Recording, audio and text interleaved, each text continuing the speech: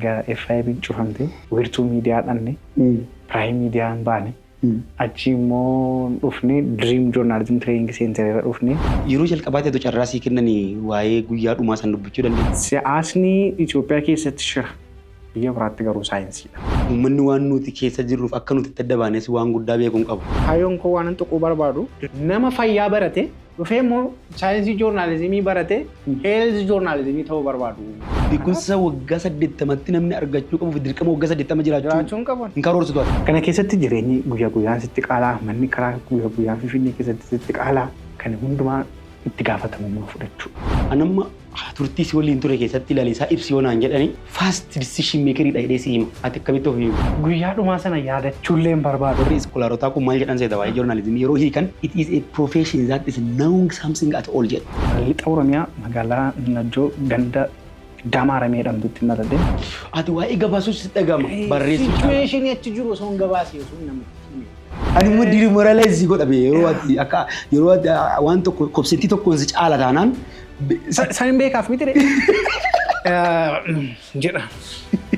Waan dubbisee dhufte. Kaaf tokko Art of War afaan Oromootti hiikama. Malaan jettee aan taa'ee Art of War akka kitaaba qulqulluutti ilaalaa. Oduu facaasuu jalqabde. Oduu yaadattu qadda yeroo hunda sammuu keessa akkas hin baane.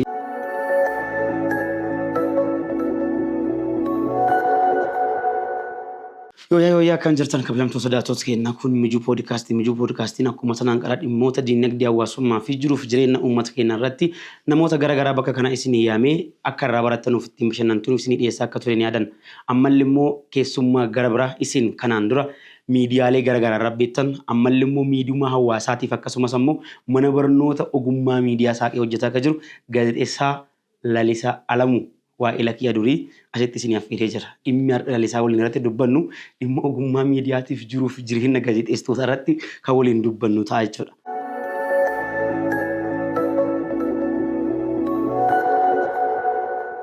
Lala waamicha kee kabajaa kana nagaa dhufte. Thank you. Yooyyaa. Waan na waamteef gammadeera. Akkam? Dur waliin teenyee oduuf odeeffannoo himna amma waliin dubbanna. Dur waliin gaazexeessina amma immoo wal gaazexeessina. Akkamii ogummaan? Ogummaan akkadan sabboon gaarii bareedduu. Jiruuf jireenya. Jiruuf jireenyi wallaansoo baatan galtaa wallaansoo injifachuudhaaf karaa addunyaan irra si geggeessitu osoo hin taane karaa irra deemuu qabdu irra deemta. Kanaaf waan filatte jiraachuuf wallaansootti jirra. Mee dhuguma FIB duuba yeroo jalqabaatiif miidiyaan foddaa miidiyaatiin wal argaa jirra. Imalli FIB duuba maal fakkaata? Imalli FIB'n duuba beektaa wallaansooma keessa jirra. Gargariin baane hojii miidiyaa wajjin. Imala sana keessatti tarkaanfii baay'ee tarkaanfannee adeemsa baay'ee deemne waggaa 2 finneerra gara sadeessootti deemaa jirra erga FIB'n gargar baanne. Kanaafatis karaa foddaa TVtiin gara YouTube illee haa ta'u malee yeroo jalqabaaf erga FIB'n cufame reefuu wal argaa jirra akka otoo qara jettee amma erga FIB'n cufamte wiirtuu miidiyaadhaan Prime miidiyaan baane achi immoo dhufne Dream Journalism Training Center irra dhufne daddaba mataa isaatii qomqaba mataa isaatii adeemsa mataa isaatii qaba hunduu yaadannoo mataa isaanii qabaata osoo FIB'n hin cufamne maaltu ta'a kan jedhu namoonni beekaa naafatillee ni beekna haa ta'u malee ergasii garuu imalli miidiyaa hojii miidiyaa hin dhaabbanne qaamnis nu furdatte ergasiiti maluma sanarra jiraates hedduu furdatteetta ergasiiti waggaa 3 keessatti waan baay'ee imala dheeraa qaxxaamurree as geenye ni yaalla kan nu milkaa'e ni milkeessina kan nu milkaa'u didee akka milkaa'u goona kan didee immoo tarkaanfannee imala biraa adeemna sun adeemsuma jiruuf jireenya bu'aa bahii hojii miidiyaaf gaazexeessummaa keessa jirudha. Oduun tokko odeessi yoo sii guutuu dide ni gatta. Odeessi yoo lafa garaa keessii ga'uu dide ni gattee hojii biraa odeessa biraa barbaadda. Imalli keenyas akkasuma ni yaaltaa ta'uu dide bira tartee kan biraa soqxaa kanarra hin jira jechuudha. Dhugaa dubbachuuf FIB'n uummata Oromoo waliin hedduu wal nu barsiise. Nuti immoo egaa daandii keenya qajeelfannee dhiibbaa uumnee sarara gaarii irra galleen duuba overnight uummataan adda baane. Ibsi nuti baasni sun abbaan qabxii 8 sun kan raanfatamu hin turre Lallisaan dhugaa dubbachuuf lallisaan an dhufee FIB keessa argeef inni amma jirus hin jijjiiramne itti fufaa jira. Itti furdannee seettee itti furdannee dhuguma furdannee jirra. Gaarii miti ofirraa qannaasna. Ispoortii kana jabaachuu qabna. Jecha artistii keenya jaallatamaa Hacaaluu Hundeessaa tokko yaadadha. Biyyoon isatti salphattuuti.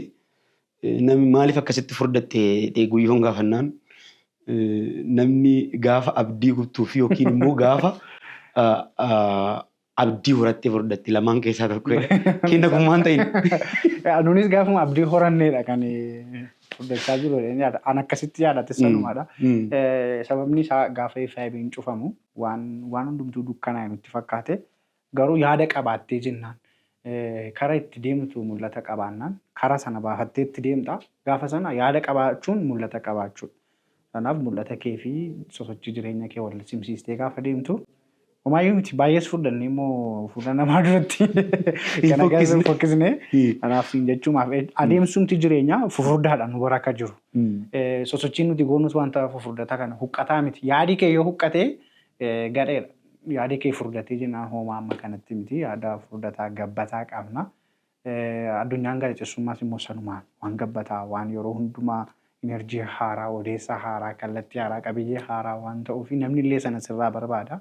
Kanaaf baay'eessu amma kanatti nuffisiisaa miti jechuumaaf. Ayinaw. Dhugaa dubbachuuf egaa FIB'dhaan adda baanee uummata keenyarraan fagaanne karaa garaagaraatiin anis gara waggaa tokko akka ta'u waliif televezyiinii keessa ture. Asillee miidiyaa 2-3 keessattis argee jira. Dabalatatti immoo mana ogummaan miidiyaa itti oomishamullee dongortee hojjetaa akka jirtu argee jira. Mana barumsaa keessallee dhufee daawwadhee jira. Tollee jira. Miira gaafa FIB'n adda baanu isa dhumaarratti FIB'n cufamee nuti adda baanu duuba takka'uun kenna. Gaazexeessaan dhiyaatee miidiyaarra dubbatee beeku hin jiru. Uummanni waan nuti keessa jirruuf akka nuti itti adda baanes waan guddaa beekuun qabu. Ibsaa abbaa qabxii 8 baasne saniin alaa jechuudha. Yeroo jalqabaatti otoo carraa sii kennanii waa'ee guyyaa dhumaa san dubbachuu dandeetta.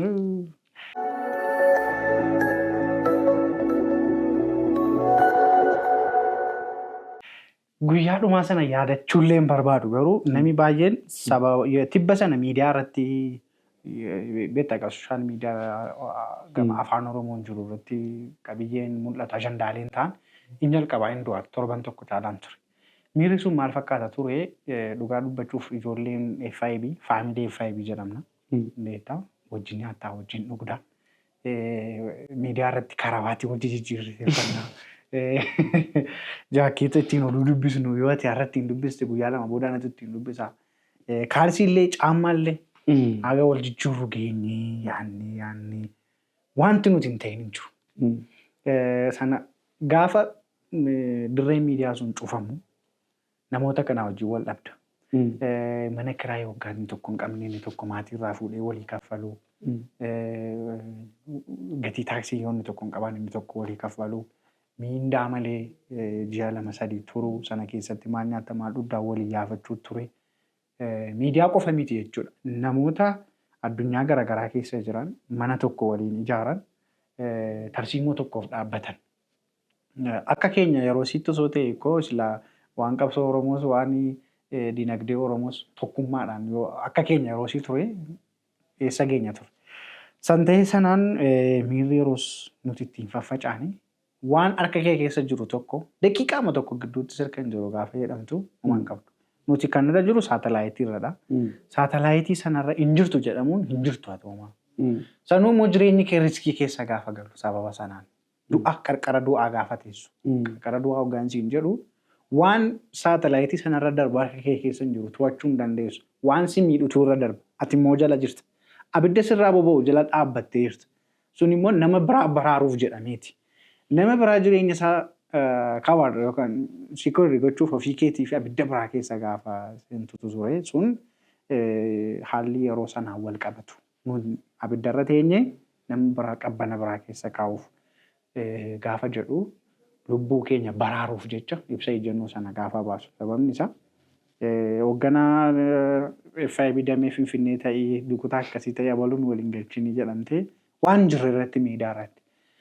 Saniin alammoo saatalaayitii to'achuu hin dandeessu. Waan jireenya kee miidhutu sirratti darba. Hidhaamuu irra jenne, du'uu irra jenne tarkaanfii san fudhannee wal jaallachuun keenya, wal kabajuun keenya, lubbuun jiraachuu keenya borii. Akka otoo yeroo sana tarkaanfii sun hin fudhatamne yoona hidhaa jirraa yookaan immoo iddoo biraa jirraa sababa maqaa keenyaan immoo namni biraa. Garee wayii immoo nutti fayyadamee jira. Garee wayii immoo nutti fayyadamee jireenya isaa survive godha. Nuti garuu oguma sanaaf, kabaja sanaaf, uummataaf jennee abiddarra turre. Gaafa abidduma sanaan immoo ittiin gubadhaa jedhanii wallatti nu darbuuf jedhan immoo lakkii gubachuu hin qabnu jennee wirriiqata san keessatti immoo namuu karaa mataasaa baba'uu yaale. Anis jireenya mataa koon filadhee isinis tiimiidhaan waliin karaa mataa keessanii ture tiimii keenya. Mubeenis akkas jireenya isaa kan mataasaa filatee sun osoo bilchinni jiraate dargaggummaadha hundi keenya. Dargaggummaan suni bilchinni xiqqoo osoo namni gorora liqimsee akkasiin goonu akkasaa goonu teenyee immoo akkasaa goonu jedhamne irra ta'e osoo hin diigamne ta'e natti tola gareen keenya sun. Silaayyoon fagoo geenye irra jedheen yaada. Sababni isaa dargaggummaa ho'a dhiibuu waan hojjechaa turre hundumti isaa gaarii ta'e waan nutti mul'atu dhaabbadhaa kanatti godhaa jedhamee nama nu wajjin dhaabbatu nu qajeelchu dhabuun akka nuti akkas gargar facaanu nu godhe karaa mataa keenya akka fiffiinu nu godhe sadansaa iyyuu milkoofne. Nuti feebiin cufameennan garaagarummaa yeroo muraasaa duubatti miidiyaa sadii dhalle. Qubeen hin dhaabbate waliif televezyiiniin inni akkasuma dongorame wirtuu miidiyaalee ni ijaarame. Qubeedhaa fi waliif ammayyuu hin jiru warri jireenya isaaniitti gaggeessaa jiruma maatiin ogummaa kennaa jechuudha. Ati waliifillee nu waliin dorgomte nu waliin gadi dhaabde jechuudha. Eega nu waliin gadi dhaabdeen duuba overnight guyyaa 5 kan guunne keessatti nuun adda baatee miidiyaa biraa ijaartee si argan.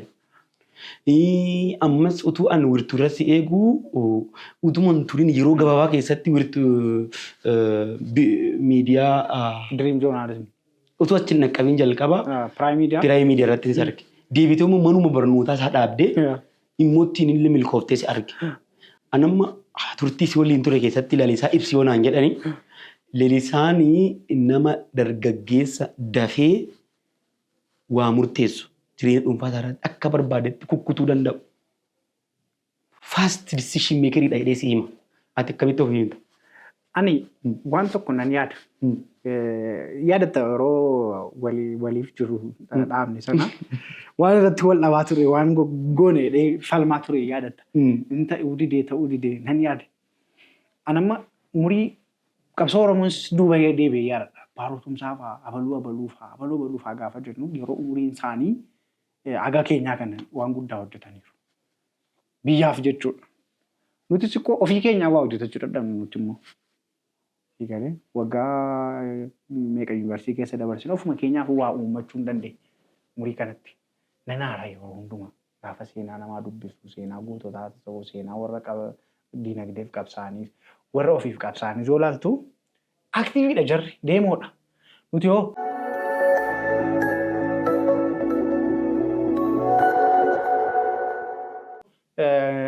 namaaf hojjechuu, namaaf ajajamuu, jireenya mul'ata namaa galmaan ga'uu kana callisnee umurii dargaggummaa keenyaaf jenereeshiniin keenya kun. Ani hojjechuu nan danda'a maaliif kan jedhanii yaadan ture. Saniif kana gochuu nan danda'a wixineen qopheessa nan barreessa. Hojjechuu nan danda'a eenyuufaatu na gargaaruu danda'a kana abaluu wajjin yoo hojjedhe namni ittiin deema. Deemee bakka inni yaade sana ga'ee namni wajjin hojjechuu barbaadu sun yoo dhaabbate sana malee deemuu hin danda'u yoo ta'e achumatti hin dhaaba. Darbee deemuu nan danda'a ta'uu darbee hin deemu. Muuxannoof immoo jireenyi miindeeffamuu murteessaadha. Miindeeffamtee muuxannoodhaaf waa walitti qabachuun murteessaadha. Sana immoo asiis immoo walitti qabeera wajjin innis hojjennee dabarreera. Saneen ispiidiin ittiin deemuu danda'u ispiidii fiigicha qofaa miti. Eessa dhaqa kanan jedhu goolii wayii nan qaba. Goolii sana bira ga'uu fi karaan ittiin naannee deemuu hunda deemuun barbaada. Nama wajjin hojjechuudhaaf amma wayii nama wajjin hojjedhee nama wajjin hojjechuu keessaa waan an argachuu qabu hin argadhu. Qofaa hojjechuu keessaa waan an argadhu hin argadhu. Walitti ni dee cuunfa.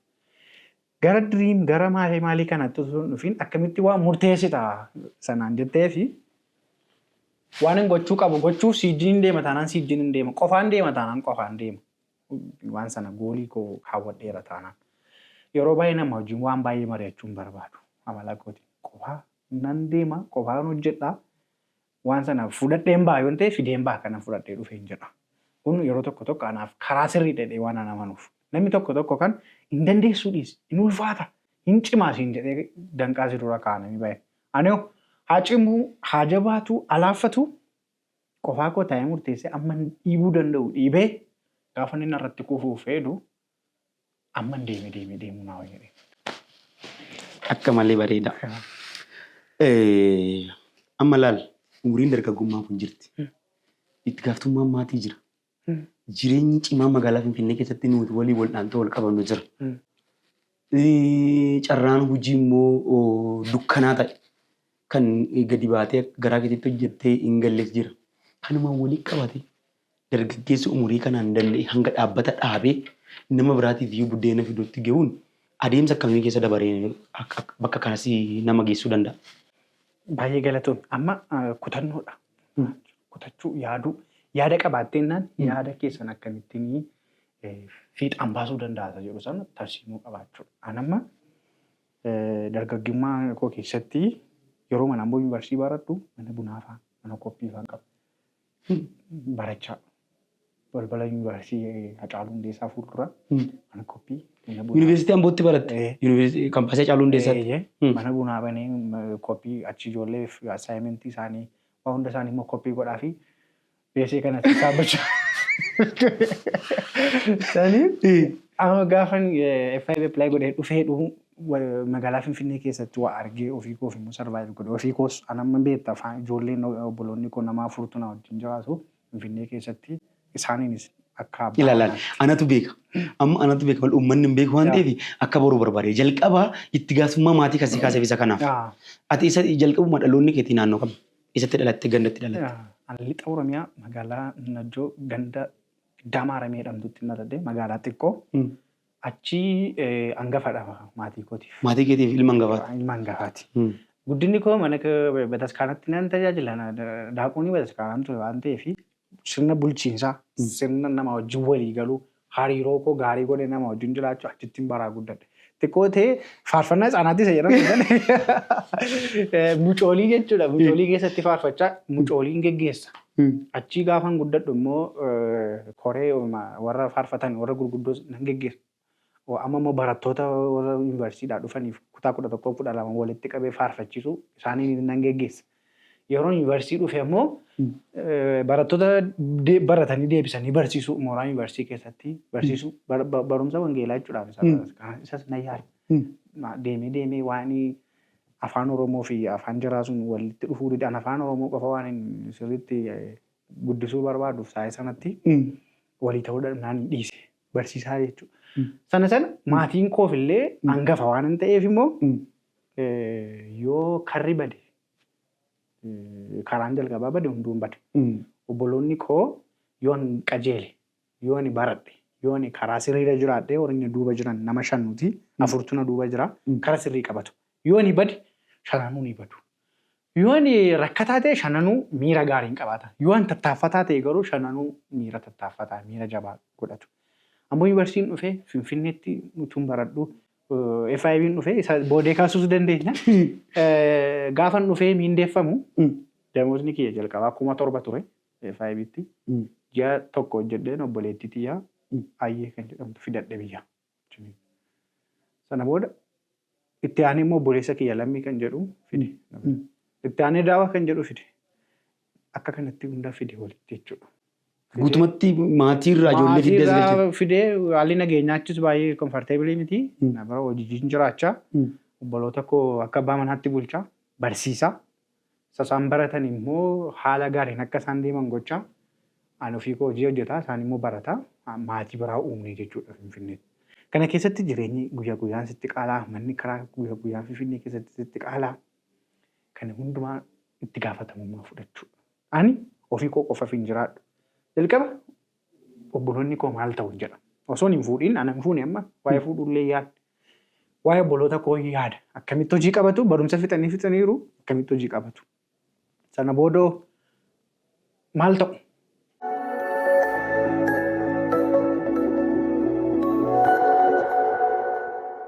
Eenyu harka jira jechuudha. Isaaniin jiraachisuuf maaliin godha?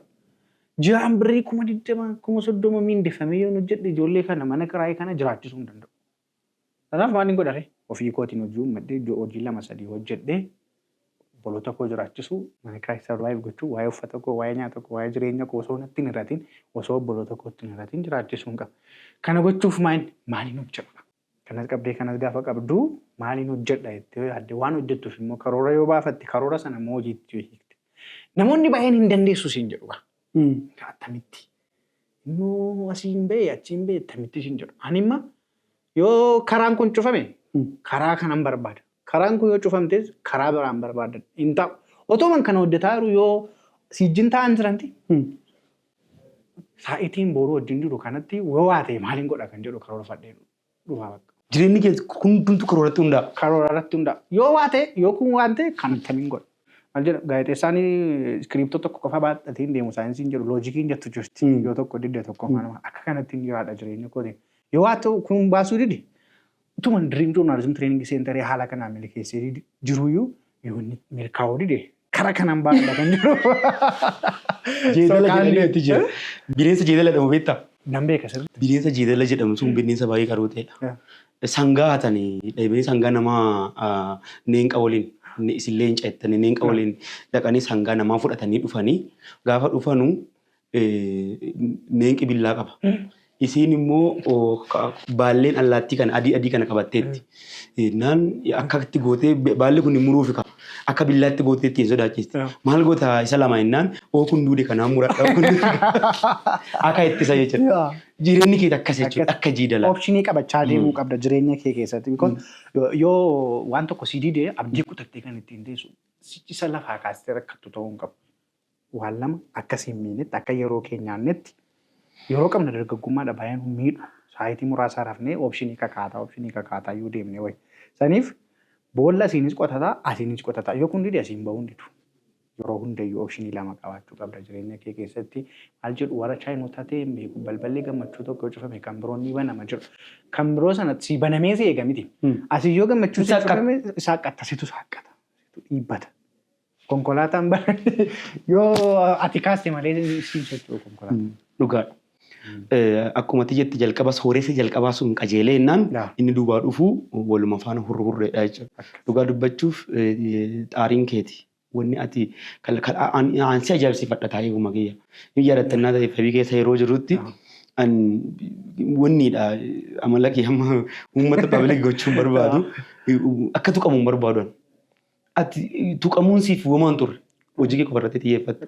Utuu walgeeffa gaggeessaa jirtu jechoota kana afaan namni yoo sitti darbatu daayirektii deebistaaf. Daayirektii bakka sanitti deebistee kuftee darbita. Dhuftee utumaan yuunivarsiitii waggaa maaliin siin jedhamee ta'a asirratti boosha. Namoonni yeroo jechaan sitti darbatan yookaan yeroo karaa ati milkaa'aa jirtu waa si tuqan sababa deemaa jirtuuf baay'ee. Sababa socho'aa jirtuuf. Asuma taa'aa olta taanaan ikkoo gufuun sin dha'u.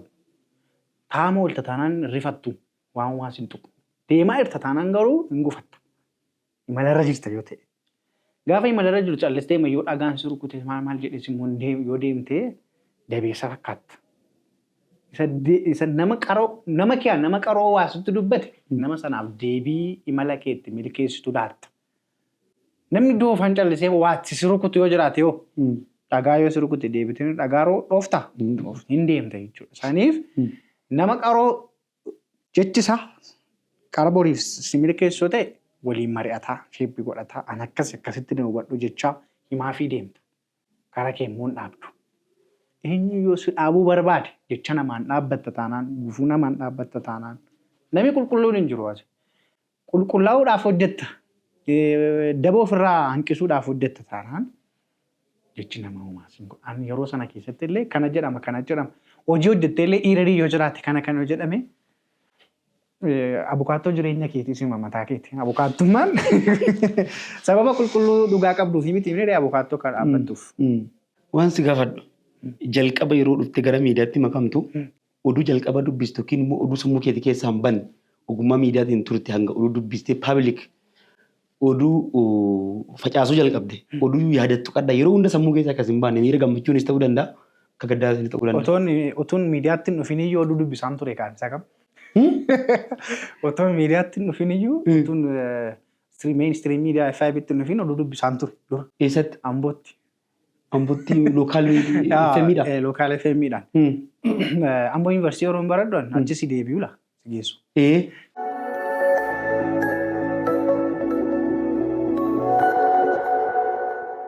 Natti tola. Amazee joornaalizimii baranne digirii koo. Kompiitar injinariin baradhe elektirikaal and kompiitar injinarii streamii afur qaba. Power stream, control stream, communication streamii fi elektirikaal streamii qaba. Injinaraadha. Injineera Lisaa Alamuutiin gaazexeessaa Lalisaa. Problem solveriidha jechuuf jedheen. Rakkoo furuudha uumamni keenya. Rakkoon immoo joornaalizimii keessa gama afaan Oromootiin jira. Sanasitti gallee furra jennee asii duune. Mataa dhiiraa ta'e. Saniif yeroon Amboo Yuunivarsiitii baradhu san amma mooraa Hacaaluu Hundeessaa jedhama. Yeroos Awaaroo jedhama. Hiriyoota kootu jira falmii malkaamuu fi waajjira Fayyisaa kan jedhaman jiru ijoolleen. Gaadaasaawwan bakka afaan baratamutti jira. Kun immoo mooraa teekinooloojiiti. Gaadaasaawwan gumii dagaagina aadaa fi afaan Oromoo kan jedhu qabna. Achi keessatti sagalee gaadaasaawwan kan jedhuun uume ofuma kooti. Hundeessadha. Sagalee gaadaasaawwan jechuun sagalee VOA jiramti. Afaan sagalee Ameerikaa, sagalee Jarmaan, sagalee bilisummaa Oromoo kan sammuu koo keessa jira. Gaadaasaawwan dhaabni yeroo waan. Wanti kenna ajaa'iba. Gaadaasaawwan waan dhaabnee fi gaadaasaawwan sanaaf sagalee ta'e kan hojjetu. Waan gaadaasaawwan sun hojjetu kan barattootatti himu. Waan gumiin sun hojjetu kan barattoota biraatti himu. Podkaastii gootu jechuudha. Sagalee gaadaasaawwan jedheen filmii dhaabne.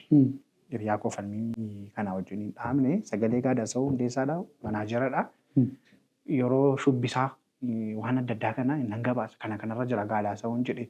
Oduummoo intarneetii irraa sassaabee BBC kanarraa qindeessee afaan Oromootti himee hojjedheen editingis hojjedheen montaarboo guddaan jira miti mooraa keessa. Sanabannee roobii gaafa roobii fi gaafa sanbataa jimaata guyyaa 3 torbeetti stream goona broadcast goona namaaf.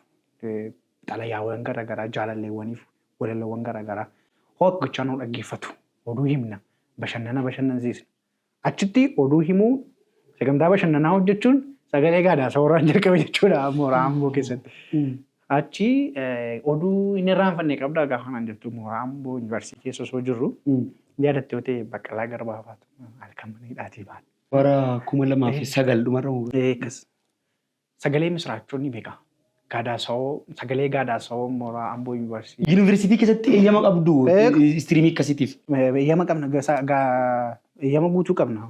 Amboo Yuunivarsiitiin Dr. Taaddeedha kan yeroo sun Amboo Yuunivarsiitii pirezidaantii ture. Sababa gaadaasaawwan hundeessineef achuma keessatti immoo intarteeyin gochuu fi waan achi jiru immoo bashannansiisuudhaaf. Yeroo qabsootti qurmaan isin mudamne. Qormaata guddaadha. Achi misraachuun meeqa kun sagalee gaadaasaawwan Amboo Yuunivarsiitii damee Awaaroo irraati. Amma kana qabsaa'aa mirga namoomaa namni nuti jaallannuu fi kabajnu Baqqalaa Garbaa mana hiikamaniiru sagalee misraachuu ta'e yoo oduun hime. Sani gaazexeessaa keenya hin jedhama achumaan ani gaazexeessaa keenya hin jedhama injiinarummaan sammuu koo keessa hin jiru. Sammuu keetti keessa injiinarummaa baastee gara ogummaa miidiyaatti dhufte. Kilaasiin naqu bara taa'een oduu dubbisee hidhiitii godheen galgala qaqqabsiisa. Naannafa gaafa roobiif jimaata yeroo baay'ee. Dipaartimentii joornaalizimii dallaa keessa hin jiru. Dallaan keenya gargari. Awaaroo fi meen kaambaasii jira joornaalizimii and kominikeeshinii. Warri sooshaal achitti gamatti hafee gamanatti buuta. Gamanatti. Saniin otoo kanaan jiru 2009 yeroo yaadatatee hidhame. Atumti. Hidhame. Sababuma hojii kana. Sana ta'ee kana ta'ee hin beeku. Halkanuma dhufanii. Harki keellee fagoo miti. Dhufanii na fuudhanii. Filiipperii qumtaan jira na fuudhanii na hiriirsanii. Yoo maqaan kee naan lalisaan eessannaan mucaa Wallaggaati jedhani. Yeroo sana yeroo girgirriiti wayyaaniin abidda qabsiisti yeroo sana. Yeroo qabsoon finiineeru. Baay'ee san hojii koo irratti nan fuulleeffadha. Gaazexeessummaan yeroo sana sammuu koo keessatti hafeera. Waa himuu, waa haasa'uu hin jaalladha. Namatti himu. Waa simmoo qindeessuun hin jira. Waa fudhattee waa qindeessitee erguun kun jira. na fuudhanii na hidhanii. Awaaroo waajjira poolisii duwwaa lama na geessanii utuun achi hin deemin torban lama mooraa awaaroo keessatti qobaatti adda nu baasanii nama 8 nu hidhanii achi barsiisota koo nama 2 fi barattoota biroo nama 6 nama 8 nu hidhanii. Mana hidhaa waajjira poolisii duwwaa lama keessa ji'a 3 akkas turre achi asuma kalaawii na fidan. Gara Finfinnee. Kun bakka shiftaadha kun naan jedhan. Ani xiqqoodha moodha sama areeda iyyuu hin biqilchine yeroo. Gaafa nas dhufu cuucee kono wada xullaa ibsa duusinani. Akka guddattu. Sadaboonni na fuudhanii amboo matti na deebisanii amboo irraatii gara xollaa አይደገምም ይጀሩ ያደት አይደገምም ነው ያደት አይደገምም ሰላ ሌንጂዳ ሌንጂጋን ሪቨንጅ ኮነች ራዳሚ አሬ ስፔሻሊ አይደገምም ሚን ሶቺ ኢሬቻ ዱባ ያገሊያ አቺን አይደገምም ጀኔ አሬዳስ ሆአቺቲን ፍንሰራቤ አሬዳ ጉደኔ ባኔጋ አይደገምም ጀኔ ሲያሳ ሰቺቲ ባራኔ ቀብሶ ሰቺቲ ባራኔ አዋን ቀነ ይሙን ቀበን ጀዳ አቺ ሳናሚ አቺታይ ክራባፋ በሬሲ ገላ ናምኒ waan kana osoo hin gabaasee jedhan. Ati waa'ee gabaasuu si dhagama barreessuu caalaa. Situation achi jiru osoo hin gabaasee osoo namatti himee jedhan gabaasu. Leenjii baranne irraa qindeessee galgala hima. Sana sanaan nan ba'ee dhufee yeroo sana gaafatu waan yeroo hundumaa ittiin proud of godhu ofii kootiin nuun of jaalataniisu of daadhessuu hin dandeenyu sabni keenya baay'een. Dhugaa nan danda'a nan gochuu nan danda'a innee yoo of dhiibne garuu hamuma sana gahuu danda'a. Nama dubbate immoo rukutu mataa. Ani hanga kana gaa jechuun nu biratti ulfaataadha. Ulfaataadha. Nan danda'a yoo ta'e maal namni yoo akkati dandeessu sitti mee nan bareeda koo yoo ta'e maal akkati bareeddu yoo. Namni immoo namni keenya immoo namatti himuu hin beeku nama ajjeesu.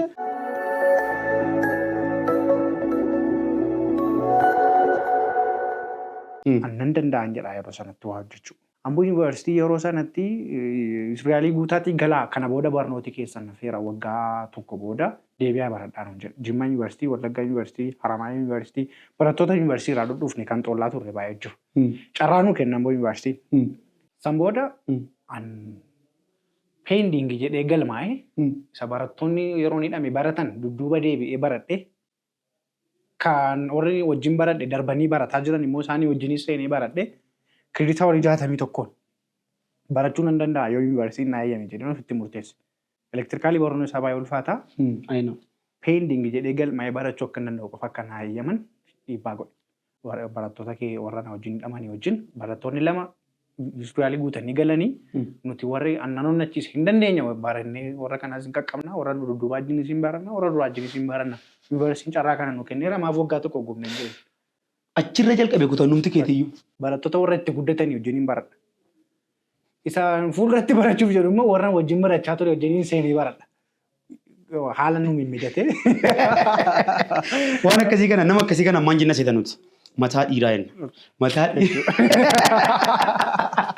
Mataa dhiiraa gaafa jennu. Mataa dhiiraa kana si ibsa. Mataa dhiiraa gaafa jennu nu amma jira ijoolleen dargaggoonni irra jireessan gara kibba Oromiyaa kanaan waliin qabamne jira dargaggeessa baay'een keenya. Indinna waa diduu kana jaallanna beektaa. Kun sirrii miti jenna waan sirrii waan sirrii. Ati toleen jettu barra. Amuluma keessaa abbaan kiyyaayyuu mucaan kun jallicha naan jedha. Jallicha jechuun nama bakka yoo ati akkana deemetteen maaf jedhee gaafatu malee cadhisee hin deemu. Kanaaf jallataadha nan jedhu. Hin gammadamuu beeka baay'isee. Jalluu kiyya kanatti itti gammadaatuma yoo isa jalladhu natti aara malee yoo nama jalladhu fayyaa. Jallata jechuun isa hammeena dalagatu hin taane maaliif jedhee gaafadha keessa deebise. Na gareen nama akkasiitu heddummataa ijoollee keenya keessa gara kibba Oromiyaa kun ispeeshaalii Gujii keessa namni akkasiin baay'ata kan nu beeknu dargaggooti. Akkanumatti sooshaal miidiyaa kanarratti wal ijaaruu jalqabne yaadumaan eebile yaadni sana bira jira moo hin jiru ka jedhu laalle achiin duuba maangoonni namni yaadni isaa qajeela ta'e maaliif jedhee nama gaafachuu danda'u maan jennetti moggaasni mataa dhiiraa inni. TV mataa dhiiraa kanaan immoo adamsan nu bittinneessanii warra mataan dhiiraa achi qabatee amma nama waan tokko waan amma akkati gootuu kana godhu nama maaf hin danda'a jedhee fuuldurattis barataa duubattis barataa qixxaa'ee ijoollee waliin eebbifamu kun murtee guddaadha. Kanaaf mataa dhiiraa sin jedhama. Murtiin sun baay'ee murtii salphaan turre. Yaaddee tokko injiinarii baratte kirtaa walii 61 barattoonni biroon 31 fudhatu. Ati kan waggaa tokko simisteera tokkotti fixuu jechuudha. sana murteessuun baay'ee ulfaata. Saniin immoo qabxii itti fudhattee baatu immoo qabxii sirrii ta'uu qaba. Qabxii yeroo baatu si dorgomsiisu ta'uu qaba. Saniin yeroon hidhaadhaa deebi'u gaa asii kirkirtaa hojii 61 barata lamaanuu jechuudha. Maaliifan joornaalizimii immoo baradhu maaliif waan ani kunoo asiinoo nan baasu maaliif immoo waan anaaf jedhe immoo baradhu kan jedhu yaade naa dhufe. Waan hojjeturtis waan ta'eef. Sammuun koo nanna cinquu jalqabe.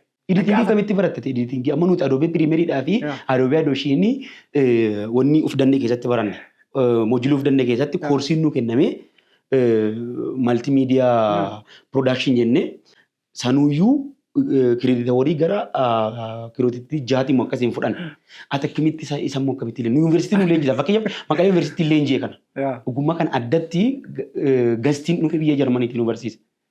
Akkamitti maal ta'e tokko streaming koo elektirikaal injiinarii keessaa kompiitarii streamiidha. Kompiitara qaqqabuu irratti nan yeroo suma. Sooftiweericha biraan baate dha. Sooftiweerii sana maaliin akkamittiin bare yeroodhuma sagalee gaadhaa isa hojjennu sana sooftiweerii sana yuunivarsiitii intarneetiin aaksii jiraate falmii riyaa hojjeniin buufanna. Yuutuubii ilaalla akkamitti akka tiitoriyaalii yuutuubii ilaalla.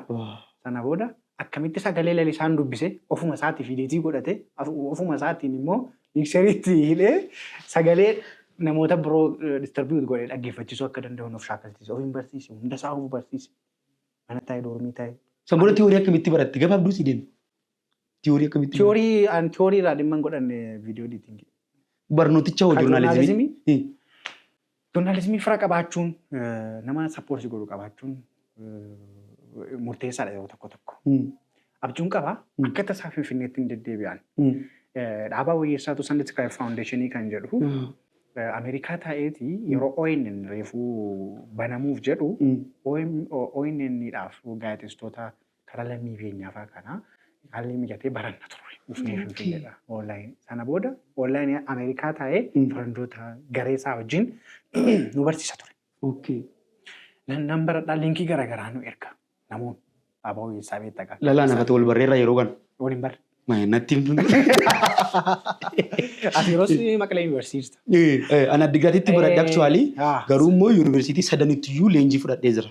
Yuunivarsiitii Aksuumittis, yuunivarsiitii Maqaleettis, ispeeshaalii Maqaleen ture sirriitti baradheera Maqalee keessatti barsiisonni achitti ilaali. Tigiraayitti wanni hundi nu flexibiliidha. Walirra deemtee baratta. Waan as hin jirre achitti. Sunday Scribe Foundation irra joornaalizimiin train godha namoonni baay'ee halkan riba sa'aatii dhiisee akka nuti gaazexeessaa cimaa ta'uu dandeenyu paawar nu godhatu. Sana booda Colorado University Ameerikaa Booliis Faazarii koo jira. Bakka Reeraabaa jedhama. Appilaayin godhee dhaamaan liinkii na erge. Doolaara akkasiitii kana barachuun barbaada. Naa kaffaliin jedhe. Ati barumsa keessa yuunivarsiitiin barattuu maaltii godhamu hojiin argattu naan jedhe. Naa kaffalii na barsiisi. Gaafachuu mun sodaatu. Sodaatu.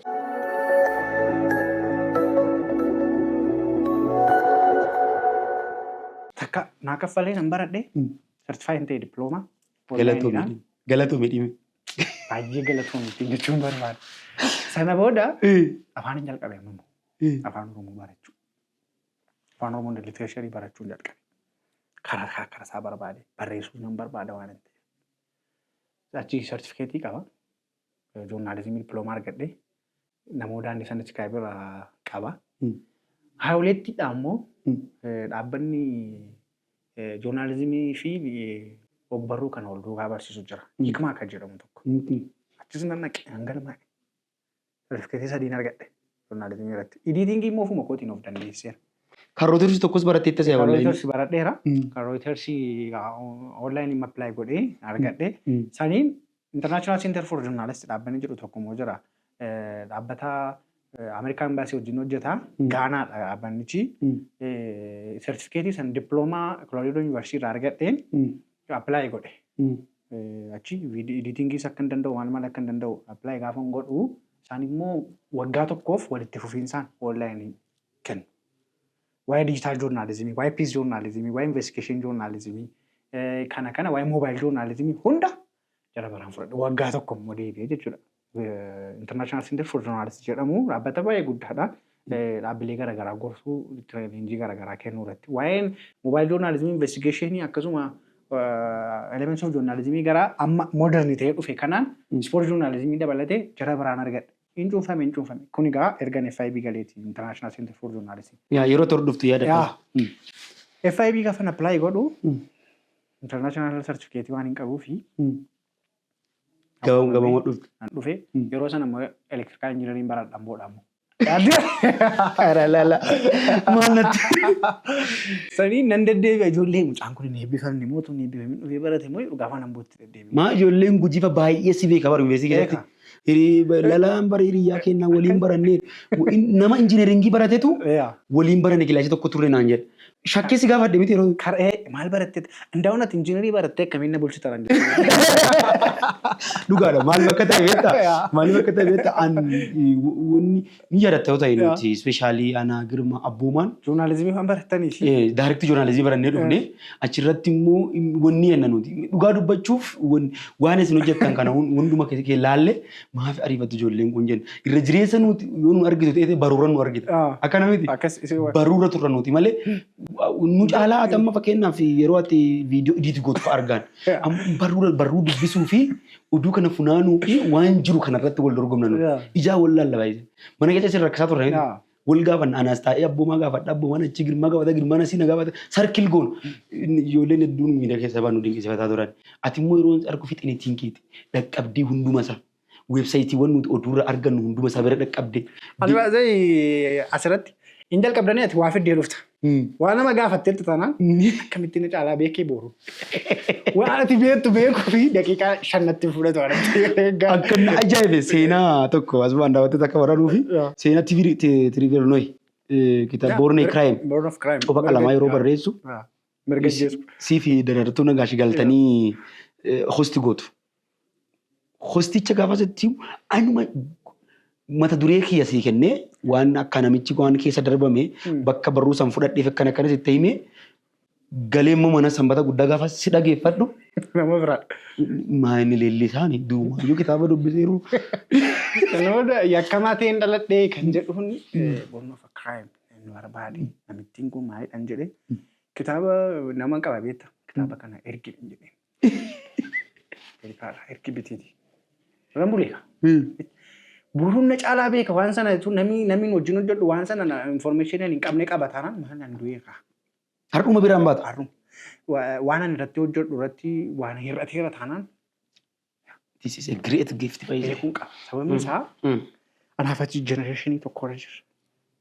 Na dursitee immoo argiteetta. Na dura waan biiftuu argiteef osoo hin taane na dura waan aktiif saateef argatti. Aniif aktiif ta'uun qaba. Boruu maal beeka. Na fayyadaa waan inni beeku immoo. Beekumsa waggaa 80tti namni argachuu qabu dirqama waggaa 80 jiraachuun qabu. Hin karoorsitu ati. Hin karoorsu. Maaliif ree? Sababni isaa osoo namni tokko editingis barachuudhaaf, joornaalizimis barachuudhaaf, injineeringis barachuudhaaf, afaanis barachuudhaaf, amma moo dheengadda project management baradhee meera fite. Amma 6 kiiloo galmaa'e gaatii darbe joornaalizimii and communicationii. Ilaala akkamii manaaji goota kana hunduma. Kana hunda gaafa hin godhu dirqama namoonni waggaa 40-30 jiraatanii kana qaqqabu. Editingii waggaa 3 baratu iddoo wayiitti joornaalizimii akkasii an kana hunda saayitii qaba yeroo qaba. Yoo maxxannoo rafe. Kana hunda dafee jiraachuun qaba. Nan du'a waan ta'eef dafee waan argee du'uun qaba. Yeroo jedhu immoo argee darbuuf immoo miti. Waan immoo lafa kaa'u argeera miti kanan rakkadhe kana. Namni biraa rakkachuun qaba. Waan an kuufadhe kana namni biraa immoo walitti qabataa argachuu qaba jedhee. Kanaafis immoo Dream Journalism Training Center bane. Anamma achi waan fara qabuufin joornaalizimii baradhe. Miti ree? Alaa kaffalee barachuu waan hin danda'uufin afaan bare. Yuunivarsiitii keessatti Green Zone warra jedhaman waan Green Zone ho'itti baradhe isin jechuun hin danda'a. Sababni isaa nan hojjedha, hojjechaan baradha. Alanis nan jiraadha, keessas nan jiraadha. Access isaa qaba jechuudha. Sooromee yookaan sooressa ta'e miti.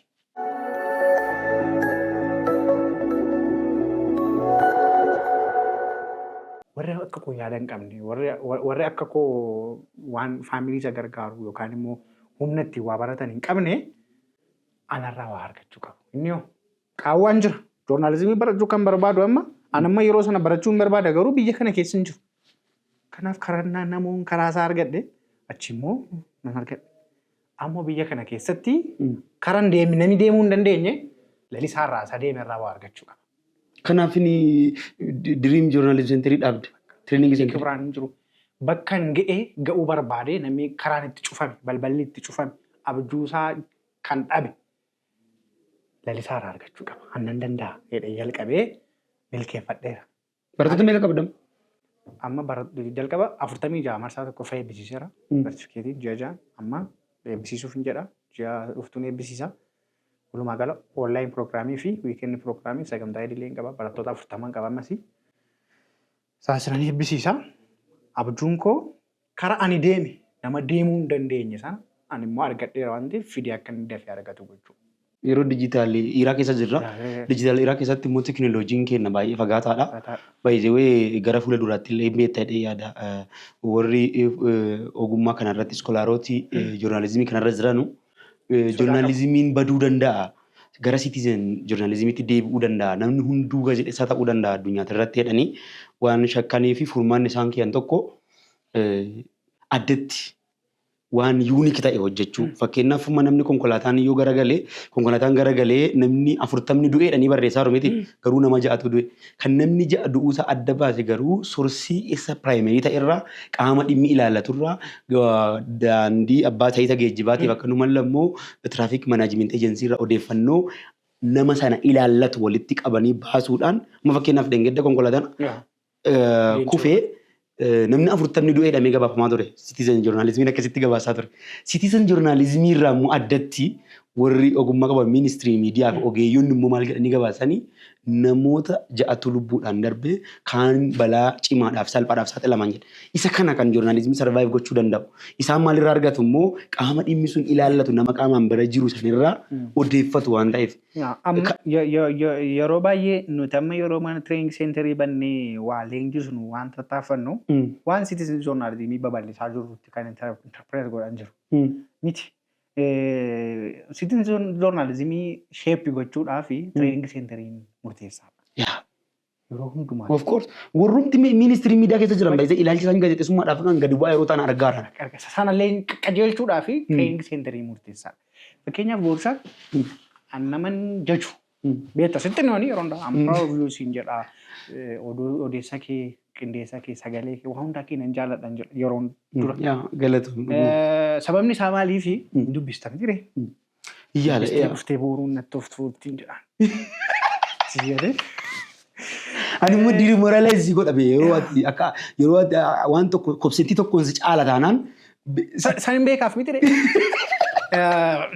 jedha. Waan dubbisee dhufte. Gaaf tokko aartoo waarii afaan Oromootti hiikamaa mallaan jettee. Jalqabee walakkaadhaan baay'ee dhiise. Achi waan tokko fixxee afaan Oromootti hiikuu dandeesse jechuun fixxee jechuudhaan inni waan an taa'ee aartoo waarii akka kitaaba qulqulluutti ilaalaan yeroo jedhu hiikuu danda'u yaaduun yeroon sin jedhu sokkaadha namichi. Fagawoodha. Santiisuun yaa. Siigalee addunyaa sana keessa jirte jechuudha. Sana saba kana gara sanatti geessita jechuudha afaan Oromootti booruun cimtuudhaan jira. Maaliifin akkasiin jedhaa?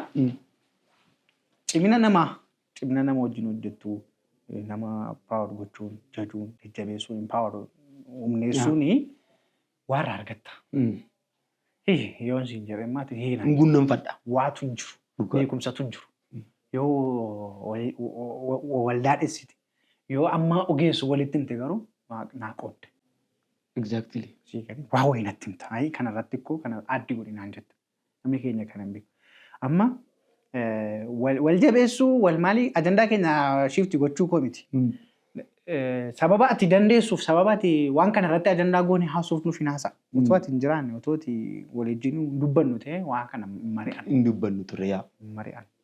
Kanaaf deemee waan hundumtuu galtee mataa isaatii qaba. Galtee sana keessatti immoo wal jabeessuu fi waliin hojjechuun cimina tokko jedhanii yaada. Dhumarratti waan tokko si gaafadha. Atamma ogummaa gaazexeessummaa kana keessa egaa seentee waggoota 4-5 tokko lakkoofsistee jirti. Ispeeshaalii waggaa 5 jaalaa qaamee jira. Gaazexeessaa akka idil addunyaattis ta'uu danda'a.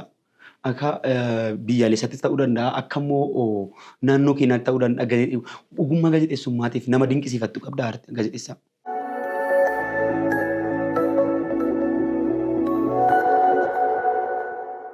cimaadha jettu. Ani nama Yookiin gaazexeessaa yookiin gaazexeessituu baramuu qaba waan ta'eef. Namni abaluu cimaadha dhee nama sana hordofu dhimma isaan qaban nama. Galee oduu gabaasa sana dinqisiifadha. Akka inni itti hojjetu inni dinqisiifadha. Abaluun inni hordofe dhee faana isaa fakkeenya isa godhadhee hin deemu. Yoo inni dogoggore boru waan inni dogoggore waan hin sodaadhuu fi saayinsii joornaalizimii uma dinqisiifadha namarraa dhimma hin qabu. Profeshinii kana jaallatu. Joornaalizimii uma dinqisiifadha. Sababni isaa madaala ilma namaa madaala uumamaa hundaaf akka quraanaa akka wangeela wayiitti qindeessite. Ilma namaatiif madaalatti argattu mana murtii caalaa dhugaate argattu. Baay'ee faranjoonni warri iskoolaarotaa kun maal jedhan seeta waa'ee joornaalizimii yeroo hiikan gabaaksanii yeroo hiikanii yaa hin beektaa jedhee yaada. It is a profession that is knowing something at all jedhu. Kun ogummaa waan hundumarraa waan xixiqqoo tokko yookiin waan xixiqqoo tokko ittiin bartu jedhanii lafa gahu fayyaarraa beekuu qabda. Injineeringiirraa beekuu qabda waanuma xiqqoo. Ani fakkeenyaaf amma ogeessaati yoo ogeessa fakkeenya injineera taate waa injineeringii dhufee waa'ee injineeringii interviisi gochuudhaaf kobsentii joornaalizimii yoo xiqqaatte haga tokkorraa beekuu qaba. Waan beeknerra jechoota yoo xiqqaatte aayidiyaasaa beekuu si gaafata jechuudha. Kanaaf joornaalizimii dinqisiifatta malee ogeessa joornaalizimii galata. Osoo joornaalizimiin hin jirre maal hojjetate? Maaliif hin siin jedhame? Amma theory of media kan jennu jira. Amma African theory, Liberian theory, warra socialist theory warra jennu fi warra nuti immoo social responsibility theory jennu. Amma nuti addunyaa social responsibility theory keessa jirra. Akka keenyatti akka koof akka keetti. Waa'een saayinsii isaa godha. Yoo dubbanne haasuuf hin dheerata. Joornaalizimii dhumatti madaquu mataansaa. Joornaalizimii baruu isa iyyafachuun qeesaa dhaqanii rugutanii si baruun barbaadatanii itti deemuu mataansaa. Kabaja tokko. Sababni isaa ati nama akka nama guutuu taatee jiraattuuf mirgi kee akka hin dhiibamneef dhugaan kee akka hin sarbamneef eenyummaan kee akka hin dhiitamneef namaa gaditti ilaalamtee abbuus akka hin jedhamneef jireenya ilma namaa guutuu ta'e akka jiraattuuf akka waaqaatti kan sitti lallabu akkasitti waan dhageessee hin beekne kan sitti himu kan immoo entertainsi godhu dhiphina keessaa kan si baasu jireenya kee akkati of tiksitu kan si godhu. Hawaasitti himu. Hawaasitti himu. Jireenyaa fi ilma namaaf miidiyaa gahee ilma namaaf gahee miidiyaa nagaa fiduudhaaf isa ta'u boorisuuf isa ta'u.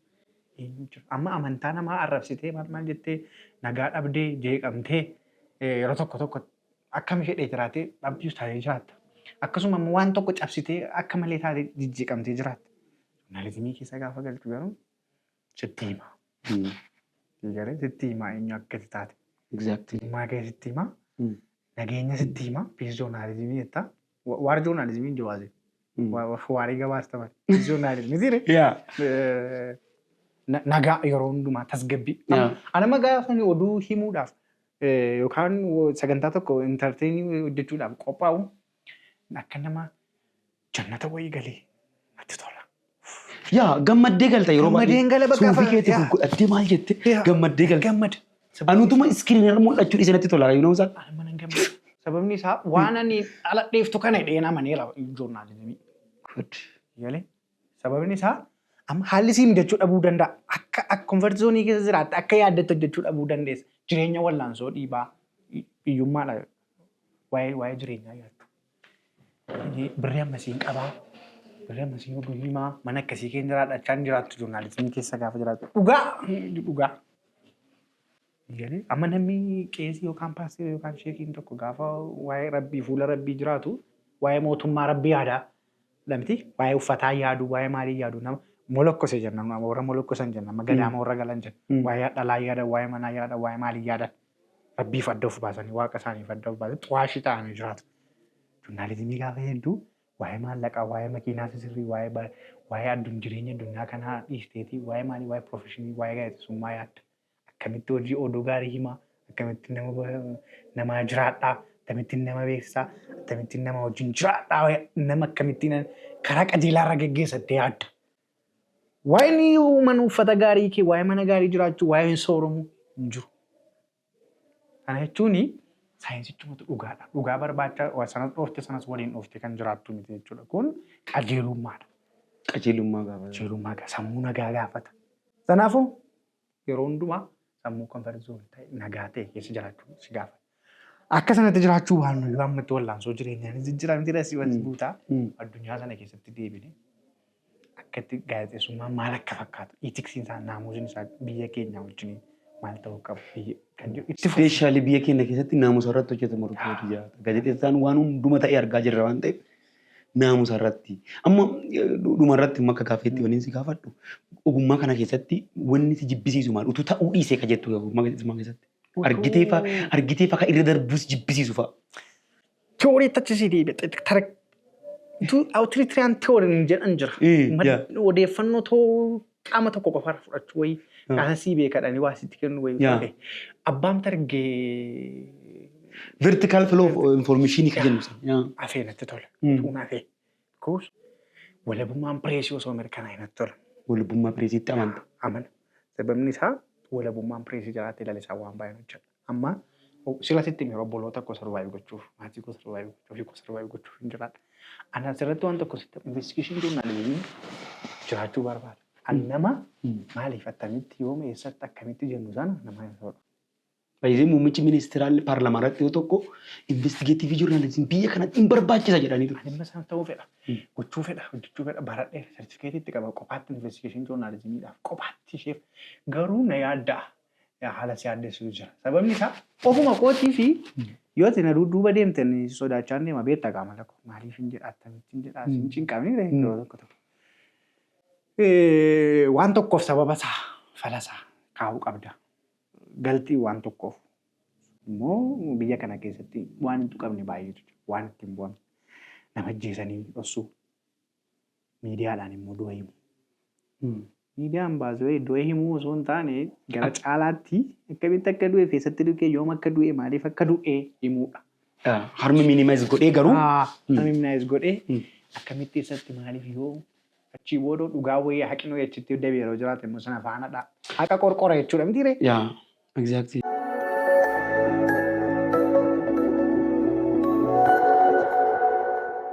Sana hojjechuudha hojiin keenya kana booda. Haalli mijataan miidii walabummaan pireesii. Naannoo kiraayimii kanarraa naannoo beektaa investigiitii. Sanan barbaada. Waraana sagalee mataa dhagaa guddaan waan ta'eef godaaf gubbaatti kibbaaf lixatti nu yaaddessu jechuu barbaadeeni. Wanti ani ati kanaan mana gaafatteef otuu afee jedhee barbaadu gidduu seentummaan walabummaan osoo jiraate gidduu seentummaan fi walabummaadhaan yoo jiraate warrumti waa'ee joornaal natu sii beekaan immoo soate. Saayitii kana joornaalizimii keessatti hiikni ati dhugaa qabduuf biyyaaf immoo qabdu. Biyya miti. Amma yoo olaantummaa biyyaan beektute saayinsii biyyaan beektute namummaan beektute. Faayidaa biyyoolessaa kanarratti kan intirestii naashinaal intirestii biyyaalessaan beektu taanaan ogummaa kanatti dhufuu dhiistee gaarii ta'a. Dhiistee gaariidha. Saniif immoo walitti siilaa dhugame naan immoo rakkate. Isa kanaaf inni turafi natti tola gara caalaa jechuudha. Kan biraa animma sila waan hakaasee turte. Joornaalizimii nama beekumsa hundarraa mataa isaa beeku. Yeroo tokko dubbanne ture joornaalizimii nuti qaama miiraa shan qabna. Gaazexeessummaan immoo qaama miiraa shan ja'affaan dubbanne turre. Amma gaa joornaalizimii gaafa himnu waa'ee diriim joornaalizimii tireeningii seenteresitti nuuf jedhe. Barataan tokko ammatti booruun inni dubbistee bira geesse baay'ee isaa bira. Injiinarii isa ta'uu saayinsii teekinooloojiis waan baay'ee dubbistee bira geesse. Yuunivarsiitiitti ko simatti agarsiisu malee.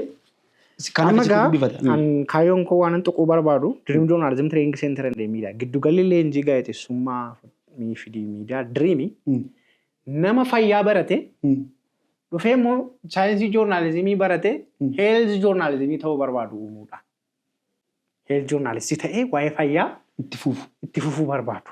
Waa'ee fayyaa akka inni leekchar godhu miidiyaadhaan tokko naayidha. Saayinsii ispoortii barata yuunivarsiitii amma saayinsii ispoortii saayinsii barata miti yuunivarsiitii gaafa seenu. Achi saayinsii ispoortii baratee dhufee leenjisaa ta'uu yoo waan garaagaraa hojjetutu jira. Hin mijatu biyya kanatti immoo. Garuu yoo dhufee diriim joornaalizimii tireeningii seenteriitti barate immoo joornaalizimii qayyabata.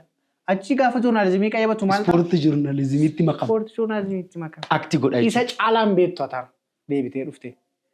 Waa'ee saayinsii joornaalizimii ispoortii barataa dhufe ka. Amma joornaalizimii gaafa leenjii immoo ispoortii joornaalizimii qulqulluu ishee mul'anni keessa kana biyya fayyada. Teknoolojii saayinsii dhufee ammoo qonna baratee dhufee addunyaa qonnaa keessatti amma waa'ee qonnaa beekuun natti ulfaachuu danda'a. Agriculture journalismiin jira. Agriculture journalismii ta'uu biyya isatu fayyadaa nasatu fayyadaa biyya akkasitti jijjiirra. Hidheen abdadha. Kaayyoon kun guddaan sanadha jechuudha. Ani amma yeroon FIB ture hin beekta. Ispoortii nan seenan ture.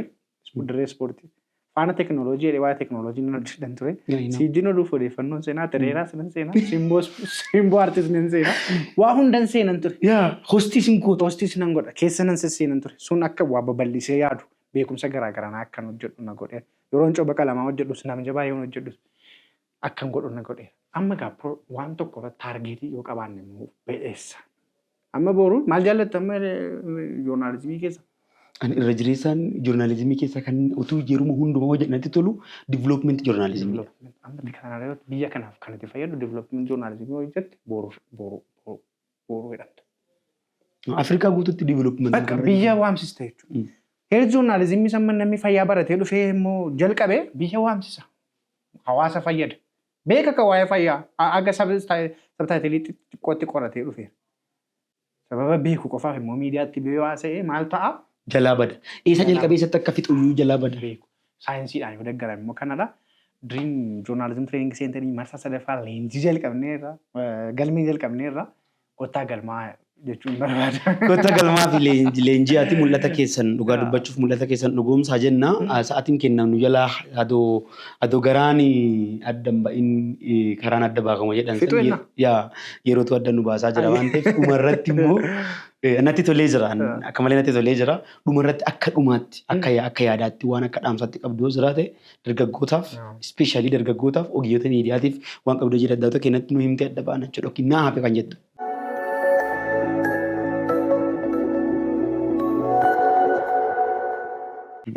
Waan hedduu naaf ta'e jiru waan haasuuf nu baay'ee haasa'uu dandeenya anaaf ati keessumaa ta'u haasuuf deddeebinee haasuuf na rakkoo. Ani waan dhumarratti haftee jedhu biyya lafaa kanarra amma jiraannutti lafa itti duunu lafa itti rakkannu hin beeknu. Ilmoon dhiiraa immoo biliqaa jedhani gaafa dheerataatu qormaata hedduu qabda. Lafatti duutu lafatti waa taatu akka taatu waan hin beeknee fi yeroo jiraattutti waan uummata fayyadu waan hawaasa fayyadu lafa keessee fi waa hojjetaa ashaaraa qaa waan gaarii hojjetaa haa deemnu jira dargaggoota keenya. Yeroo keenya kanatu shiraan guutuudha. Siyaasni Itoophiyaa keessatti shira biyya biraatti garuu saayinsiidha. Kanaan wallaansoo ammaa keessa jirra hawaasni keenya. Burjaajii miidiyaa hawaasaatu heddummataadha. Sooshaal miidiyaa irratti kallattiidhaan waanuma argaa oolu oofa hawaasni keenya.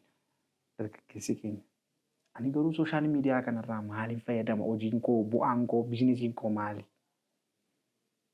Booruma ishee akkas godhe yoo jedhee maaliif fayyadama lalisaan?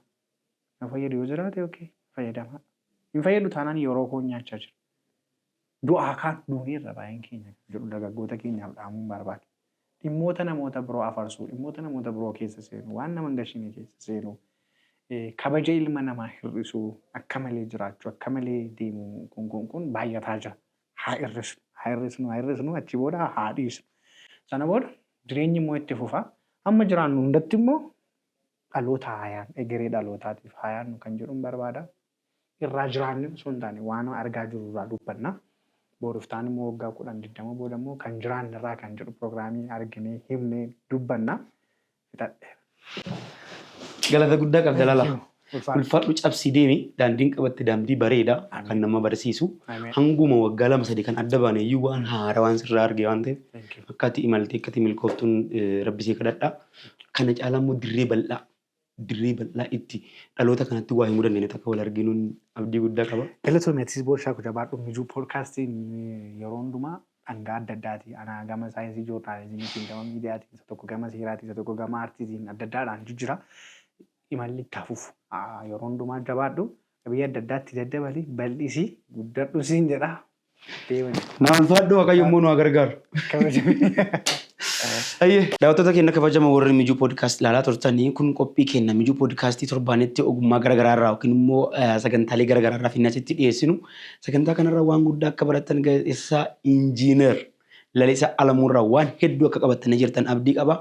Akkuma inni isinii dhaame san immoo waan nuun keessa hin galchine keessa gallee dubbii nama barchuu dhiisnee jireenya mataa keenyaa akka jiraannuu fi amma hir'isaa deemnee dhumarratti akka guutumaan guututti waan nuun galchine keessa harka keenya akka fudhamnu. Ani illee gamanumaan isinii dhaamuu barbaada waan waliin turtaniif galata guddaa qabatanii torban sagantaa dhibii walitti deebina. Fayyaa naaturaa ulfaadhaa waraabulaa deebana.